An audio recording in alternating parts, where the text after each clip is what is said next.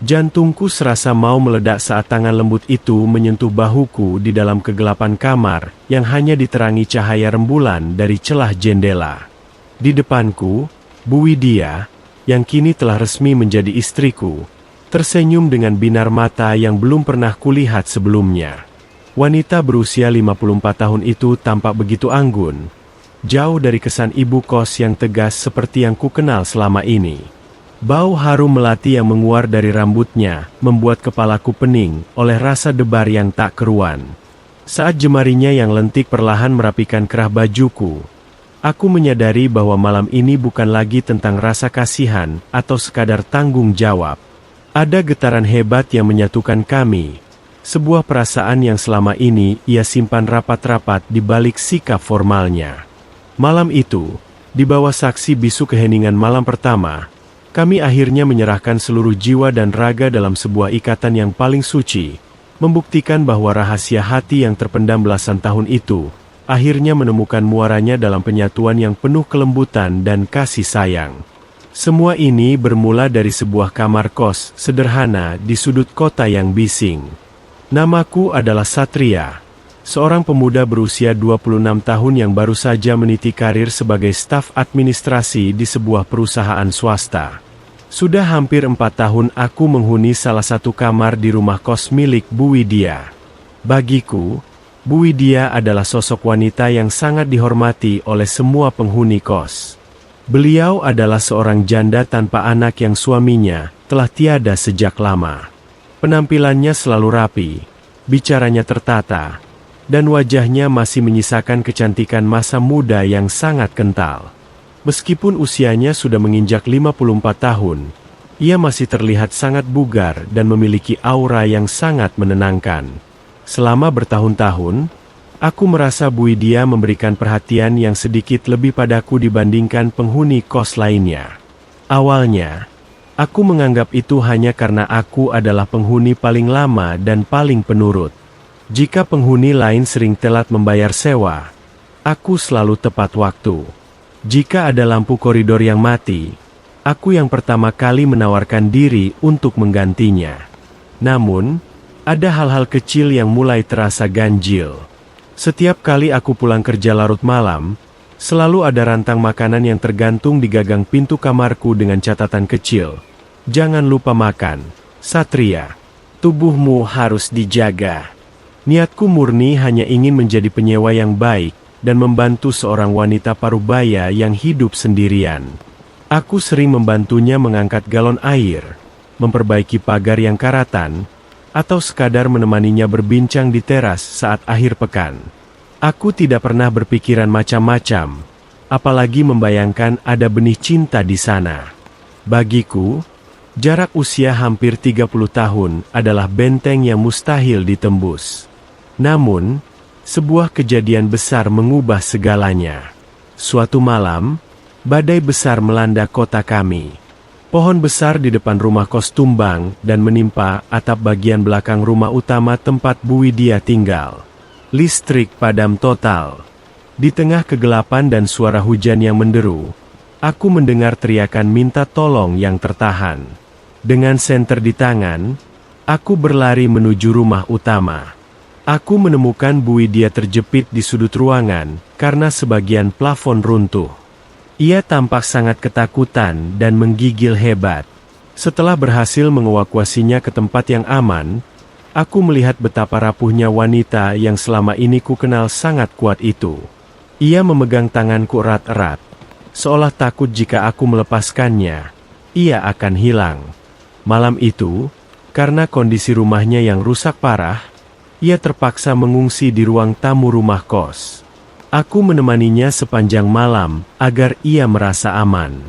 Di saat itulah, dalam keremangan cahaya lilin, ia mulai bicara. Bukan bicara tentang kerusakan rumah, melainkan tentang kesepian yang mencekik selama belasan tahun. Beberapa hari setelah kejadian itu, gosip mulai beredar di antara penghuni kos dan tetangga sekitar. Mereka melihatku terlalu sering berada di rumah utama untuk membantu perbaikan. Sindiran-sindiran halus mulai kudengar. Wah, Satria pintar ya cari muka sama yang punya kos. Atau enak ya jadi kesayangan Bu Widya. Sebentar lagi mungkin jadi tuan muda. Aku merasa sangat tidak nyaman.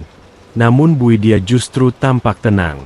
Ia seolah tidak peduli dengan apa yang dikatakan orang. Puncaknya adalah saat seorang kerabat jauh mendiang suaminya datang dan mencoba merebut tanah rumah kos tersebut dengan dalih warisan. Bu Widya ditekan habis-habisan. Ia diancam akan diusir dari rumahnya sendiri. Melihat wanita yang sudah kuanggap seperti keluarga itu diperlakukan semena-mena, darah mudaku mendidih. Aku maju paling depan membela hak-haknya. Aku mengumpulkan bukti-bukti surat tanah dan menghadapi pengacara kerabat tersebut dengan berani. Di saat itulah, sebuah rahasia besar terbongkar. Setelah masalah hukum itu selesai, Bu Widya memanggilku ke ruang kerjanya. Ia mengeluarkan sebuah kotak kayu tua yang terkunci rapat. Saat ia membukanya, mataku terbelalak.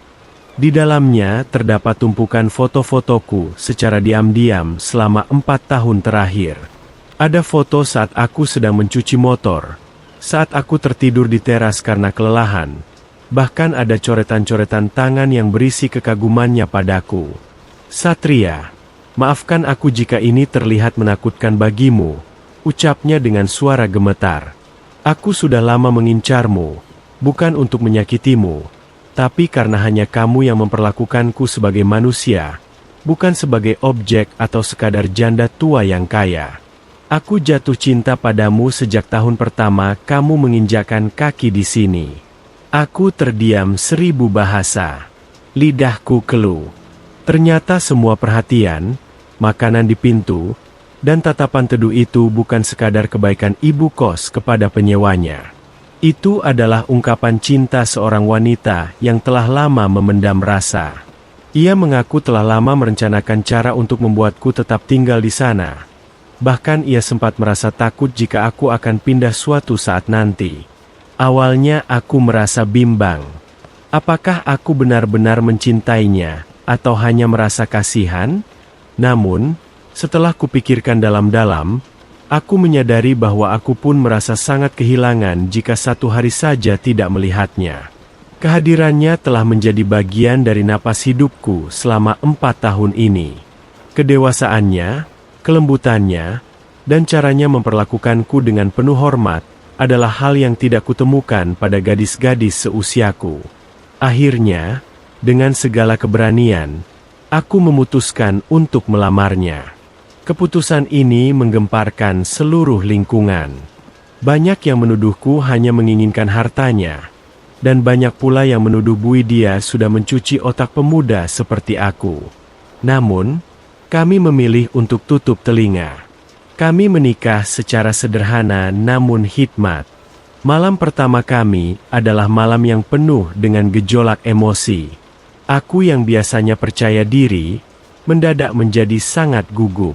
Kamar pengantin yang dihias sederhana itu terasa begitu luas dan sunyi.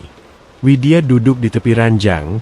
Ia tampak sangat cantik dengan riasan tipis. Meski usianya tidak lagi muda, namun di mataku, ia adalah wanita paling sempurna malam itu. Aku mendekatinya dengan langkah ragu. Dada ini berdebar begitu kencang, seolah-olah suara jantungku bisa terdengar ke seluruh ruangan. Saat aku duduk di sampingnya, ia menoleh dan tersenyum malu-malu. Sebuah senyuman yang jarang ia perlihatkan saat masih menjadi ibu kosku. "Terima kasih sudah memilihku, Satria," bisiknya lembut. Aku memegang tangannya yang hangat. "Aku yang berterima kasih, karena kamu sudah menungguku begitu lama." Malam itu, keraguan yang sempat membayang di benakku sirna sepenuhnya. Di bawah temaram lampu yang redup, kami berbicara dari hati ke hati, menumpahkan segala rasa yang selama ini tersembunyi. Kegugupan itu perlahan berubah menjadi kehangatan yang mendalam.